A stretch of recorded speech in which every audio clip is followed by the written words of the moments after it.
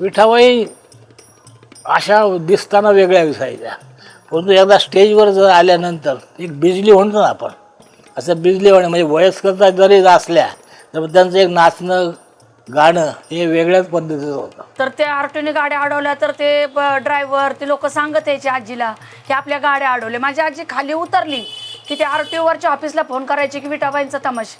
ती लोक म्हणायचे अरे गाड्या सोडा, विठाबाईंच्या गाड्या अडवू नका, सोडा गाड्या. म्हणजे माझ्या आजीचा दरारच तेवढा होता.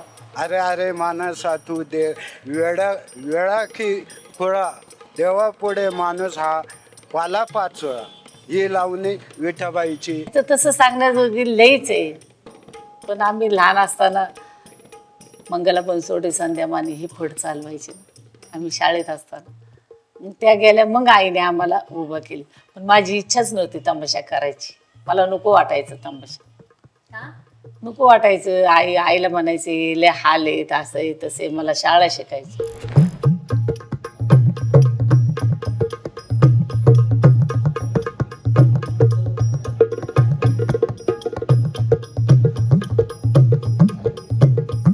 तमाशाची पंढरी म्हणून ओळखलं जाणारं नारायणगाव आणि याच नारायणगावला देशभर पोहोचवणाऱ्या विठाबाई भाऊमांग नारायणगावकर, त्यांच्या कलेतून, त्यांच्या तमाशातून त्यांनी नारायणगावचं नाव जगभर पोहोचवलं. आणि त्याच विठाबाईंची ओळख या नारायणगावच्या लोकांना आजही आहे का, त्याच विठाबाई या नारायणगावकरांच्या आठवणीत आजही आहे का, हे बघण्यासाठी बाई माणूस इथे पोहोचले. तर नारायणगावकरांच्या आठवणीत विठाबाई कशा आहेत हेच बाई माणूसच्या या स्पेशल ग्राउंड रिपोर्टमधून आपण बघणार आहोत. काय ती चांगली होती, यायची आपली भाजीपाला न्यायला. भाजीपाला घ्यायला यायची. स्वभाव कसा होता विठाबाईचा? चांगला चांगला होता. त्यांचा तमाशा बघितलाय का तुम्ही? हो बघितलं. कशा लावणी करायच्या? चांगली करायची. आई माहिती आहे थोडी थोडी. विठाबाईंसारखा तमाशा होतो का आज? नाही नाही, तमाशा एक नंबर कलावंत होती बाई. विठाबाईंसारखा तमाशा नाही होत. नाही नाही, एक नंबर कलावंत बाई. जे यात्रेचे धागामा भरायचा ना, धागामा भरायचं ते तमाशा करायची, डबल तमाशा करायची. गणगण फारच्या गाणी म्हणायची दुपारच्या बारी, सकाळी 9 ते 12 वाजेपर्यंत कार्यक्रम चालायचा. घरामध्ये खेळलेलं आहे ते. विठाबाईंचा हा, काय आठवतं तुम्हाला विठाबाईंबद्दल? विठाबाईची एकच लावणे मला आठवते, पोटासाठी नाचते मी परवा कुणाची. मी 1999 सालामध्ये नारायणगावमध्ये आले. त्यावेळेस त्या आजारी होत्या. त्यावेळेस राऊत डॉक्टरांकडे त्यांना ॲडमिट केलेलं होतं, तेव्हा त्यांना पाहण्यात आलं.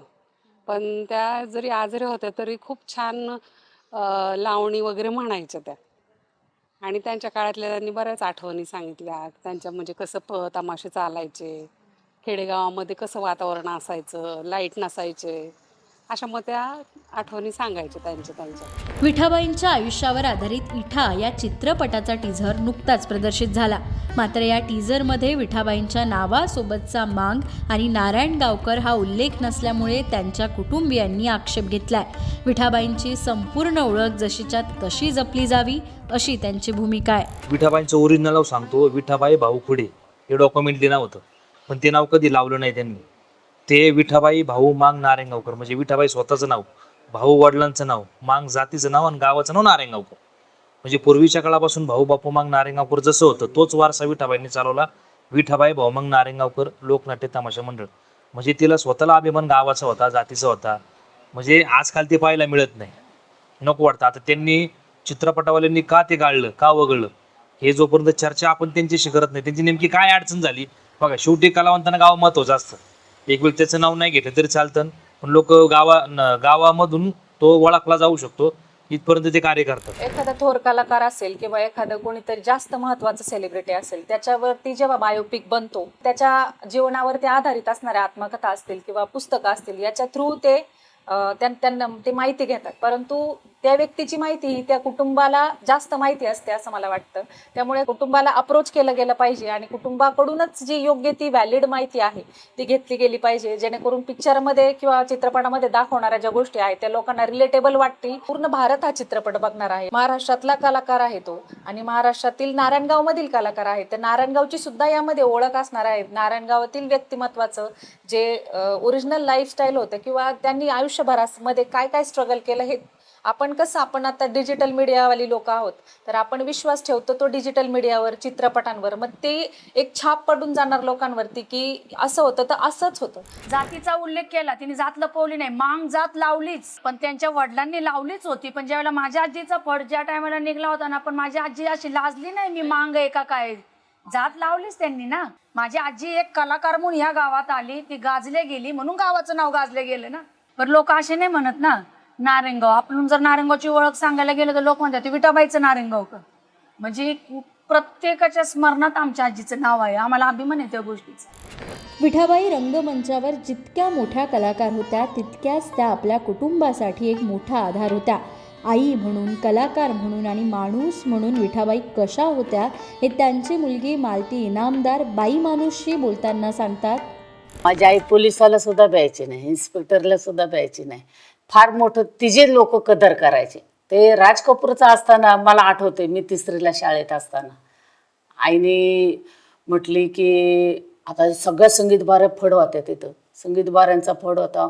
मग काय करायचं आता, आम्हाला विचारत होते. माझी थोरली बहीण होती मंगला बनसोडे, संध्या माने. आम्ही बघायला गेलो होतो, आम्ही शाळेतनं आईचं बघायला गेलो होतो, कौतुक बघायला गेलो होतो आईचं.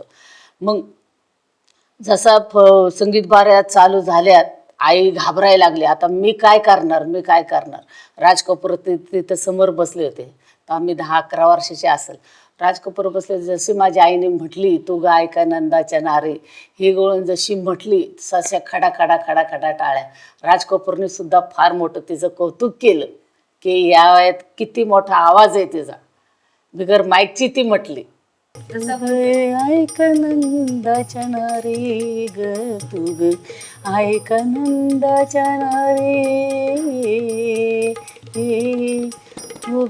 ऐक नंदाच्या नारे, काल दुपारी यमुनीच्या तीरी ग, यमुनीच्या तीरी ग जी जी जिया, धुन बाई धुतो आम्ही गवळ्याच्या नारे ग जी जी जी. 80च्या दरम्यान तर त्यांना राहायला नारायणगावात त्यांची जागा गेली होती, म्हणजे लिलावात गेली होती त्यांच्या घर. तेव्हा मग त्यांना राहायला जागा नव्हती. तर आम्ही ग्रामपंचायत होतो, आमच्या त्यावेळी LR सरपंच होते, LR वाजगे म्हणून. तर आम्ही 1 रुपया भाड्याने, वार्षिक 1 रुपया भाड्याने त्यांना ती आज ज्या ठिकाणी राहतात ती जागा त्यांना दिलेली आहे.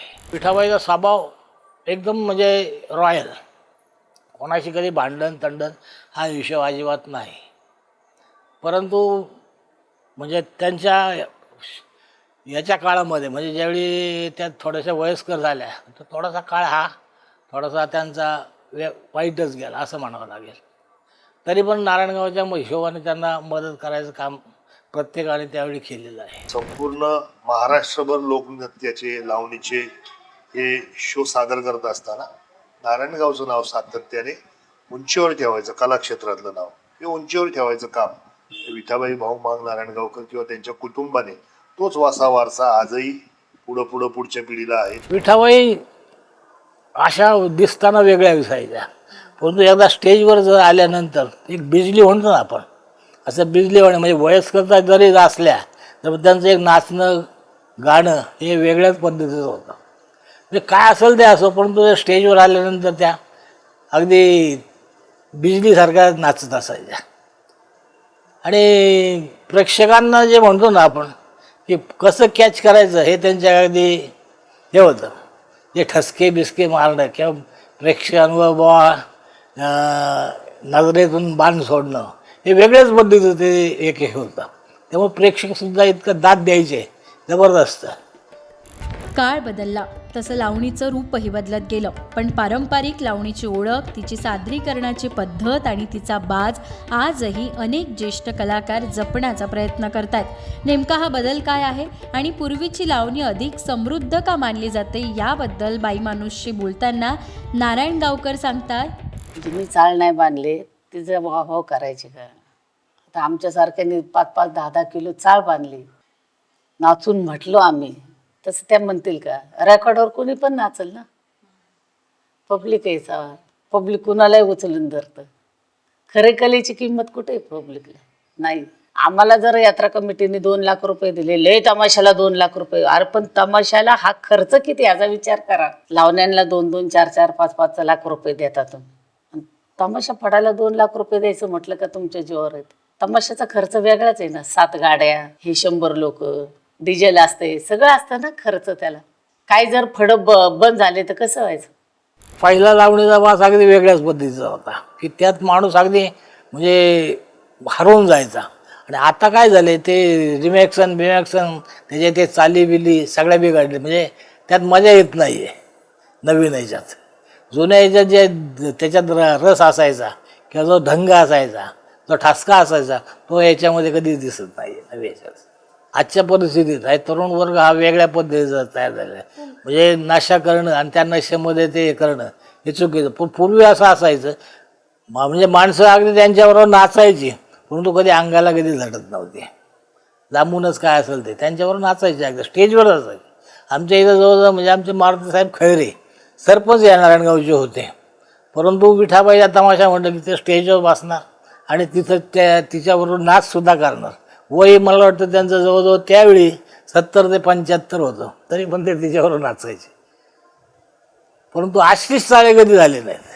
आता जे पद्धतीने होतात ते कधीच झाले नाही. की ज्या टायमाला माझी आजी होती त्या टायमाला मी 15-16 वर्षाचीच होते. पण माझ्या आजीची म्हणजे जसं वय जरी झालं तरी त्या चेहऱ्यावरचा लूक, त्या चेहऱ्यावरची अदा हाय अशीच असायची. माझी आजी आम्हाला त्या टायमाला गाणी शिकवायची, लावणी शिकवायची. माझ्या आजीचं जास्त गाजलेलं लावणी पोटासाठी नसते मी परवा कोणाची.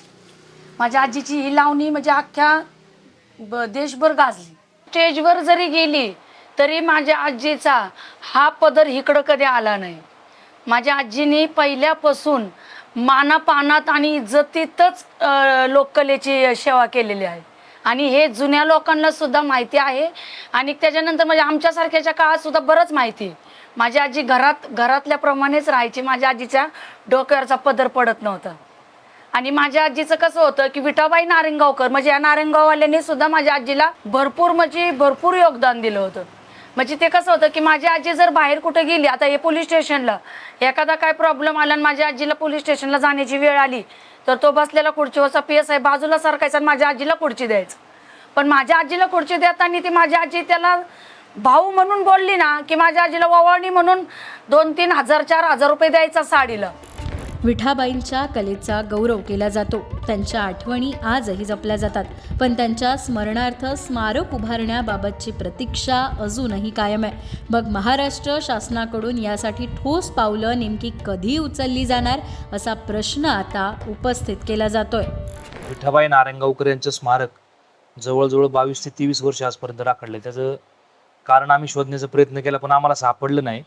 2006 साली राज्यातील पहिला तमाशा महोत्सव विठाबाई नारायणगावकर यांच्या गावी म्हणजे नारायणगावात झाला होता. तत्कालीन मुख्यमंत्री विलासराव देशमुख साहेब असतील, सांस्कृतिक मंत्री अशोक चव्हाण साहेब होते. अनेक मंत्रिमंडळ जवळजवळ डझनभर मंत्रिमंडळ नारायणगावात आलतं. त्या टायमाला नारायणगावची जलसंपदा विभागाची, कृष्णा खोरे विभागाची 2 एकर जागा स्मारकासाठी घोषित केली होती.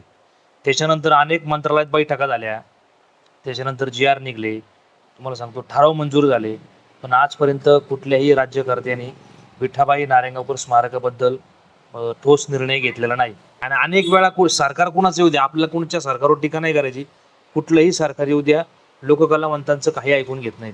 हा माझा व्यक्तिगत अनुभव सांगतो तुम्हाला आणि मी प्रूफही करून देईन. विठाबाईंनी तमाशाला आणि नारायणगावला एक नाव दिलं. तमाशा क्षेत्राला स्वतःच्या कर्तृत्वाने, स्वतःच्या कलासंपन्न अशा गुणांनी विठाबाईंनी सजवलं. महाराष्ट्रातला तमाशा, महाराष्ट्रातल्या तमाशाचा अभ्यास, तमाशाचा विचार आणि एकूणच तमाशा कलेचं सामाजिक सांस्कृतिक वास्तव हे विठाबाईंच्या शिवाय कधीच पूर्ण होऊ शकत नाही. विठाबाईंच्या नावापुढचं गाव कुणालाही पुसता येणारं नाही आहे, कारण नारायणगाव हे विठाबाईंचं गाव आहे. नारायणगावमध्ये विठाबाई वाढल्या, नारायणगावमध्येच विठाबाई घडल्या. जसं विठाबाईंनी तमाशा कलेवर प्रेम केलं तसं नारायणगावकरांनी तमाशा कलेवर प्रेम केलंच, पण विठाबाईंवर सुद्धा प्रेम केलं. विठाबाईंना नारायणगावने या मातीत घर दिलं, जमीन दिली आणि सगळ्याच स्तरांवरचा आधार दिला. असं हे आधाराचं गाव आहे. लाज धरा पाहुणे जरा जनाची मनाची, जनाची मनाची, पोटासाठी नाचते मी परवा कुणाची, पोटासाठी नाचते मी परवा कुणाची.